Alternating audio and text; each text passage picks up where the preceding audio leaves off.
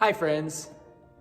Not that I would know this from personal experience, but the best way to commit a crime is to create a diversion so that the victim is distracted. You leave the supermarket and you can't help but notice the people yelling at and threatening each other. You get into your car, you drive to the bank, pull up to the ATM, and only then you realize that your wallet has been stolen from your pocket. Or there are cute little ducklings quacking for your attention while Mama Duck steals cash from your purse. Not paying attention to what's going on around us can be a costly mistake. Whether it's money stolen from our wallet, a car accident caused by a cell phone, a child discouraged by our neglect, or faith weakened by preoccupations.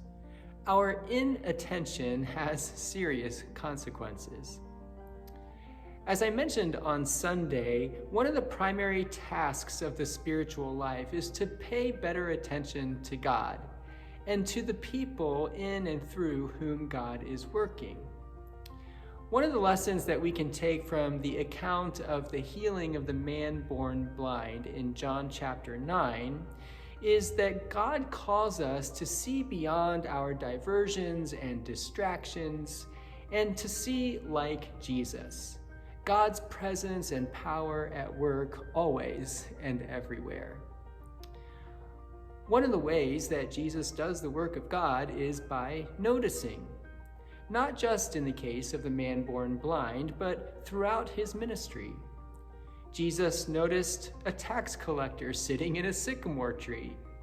He felt it when a woman desperate for healing touched the hem of his robe, even though there were crowds pressing in on him. He saw a widow that no one else would have given a second glance, and he observed that she gave all that she had to live on. He welcomed little children that the disciples were trying to shoo away. Even Jesus' teaching recognizes and reflects God's work of noticing. He noticed the way that mustard seeds grow or that yeast spreads. He called out people who jockeyed for seats of power at feasts or status and titles in their communities. He heard when his friends were arguing about who's the greatest disciple.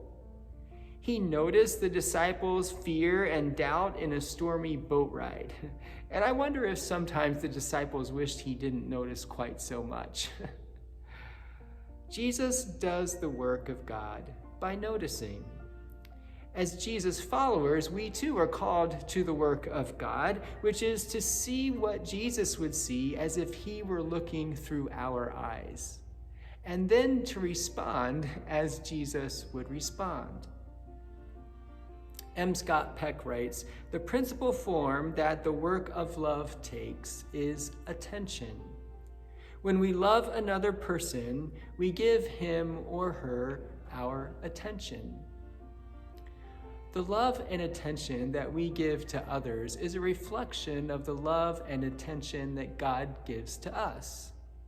And when we live in that love and when we pay attention to the people around us, we begin to see as Jesus sees.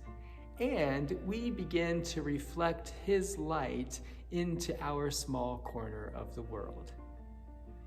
Thanks for listening. I'll see you again next week.